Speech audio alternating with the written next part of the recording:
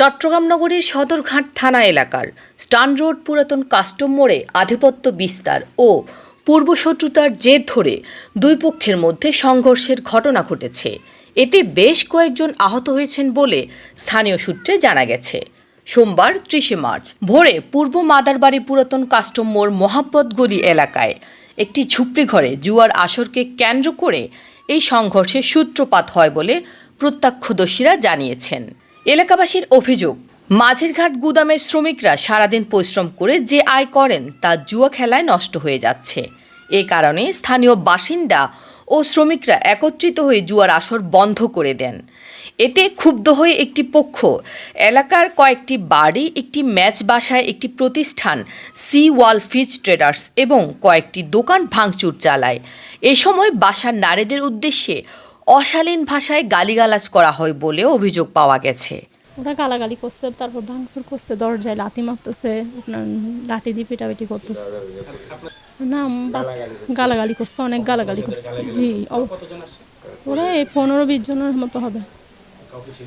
না, আমি তো চিনি না, আমি মহিলা কিভাবে চিনবো। একটা জুয়ার ব্যাপারে নিয়ে যা কিছু ঘটনা ঘটলো এটা নিয়ে সূত্রপাত করি, অথচ আমার ছেলে বাড়ি করে এখানে ছিল না, ছিল লিটন সাথে লিটন শ্বশুর বাড়ি। কালকে আছে ঘটনা ঘটছে পরশু দিন, ওই ঘটনার রেস ধরা আজকে 3 দিন পরের মাথায় আজকে আমাদের বাসায় আসে 12:30টার দিকে। আমরা কেউ ছিলাম না, আমার ছেলের ঘরের দরজা ঘর জানালা ভেঙে ঘর মেঝে ঢুকা অতর্কিতভাবে আমার ছেলের বউ সবাই গায়ে হাত তুলে। এখন এটার জন্য আমি সরকারের কাছ থেকে, প্রশাসনের কাছ থেকে আমি এই বিচারটা চাই। কে বা কাহারা গ্যাঞ্জাম চলছে সেটাও জানি না। তো আমরা অফিসে একটা প্রোগ্রাম দিয়েছি, মানে আমরা কথা বলতেছি, মানে আমাদের সাংগঠনিক বিষয় নিয়ে আলোচনা করতেছি। আলোচনা করার এক পর্যায়ে মানে মিটিং চলাকালীন ওইখান থেকে একটা ফোন আসছে যে 200-250 লোক ওরা জড়ো হয়েছে, এখানে হামলা করবে, অফিসে হামলা করবে। তো আমরা চিন্তা করলাম যে অফিসে হামলা করলে তো আবার পার্শ্ববর্তীর ক্ষতি হবে। তা আমরা কী করলাম, এখানে তৎক্ষণাৎ এখান থেকে বেরিয়ে চলে গেছি। এখন কী নিরাশারাশি সেটা আমি তো জানি না, এমনি শুনছি যে এতটুকু জানি যে কি ওরা একটা জুয়ার বোর্ড তুলে দিছে, ওরা এটা মানতেছে না, জুয়ার বোর্ড তুলে দিলে ওরা চলবে কীভাবে। এখন এই বিষয় নিয়ে এখানে লাগালাগিতে এক পর্যায়ে ওরা মারছে, দোনো পক্ষেতে মারামারি হয়েছে। হওয়ার পরে তো আমি আর কিছু জানি না, আমরা চলে আসছি বাসায়। আমরা এতটুকু শেষ, যা হয়েছে স্ট্যান্ড লোড হয়ে গেছে, ঠিক আছে। আমার সাথে কারোর সাথে তো কোনো দ্বন্দ্ব নেই। ঘটনার পর পুরো এলাকায় থমথমে পরিস্থিতি বিরাজ করছে।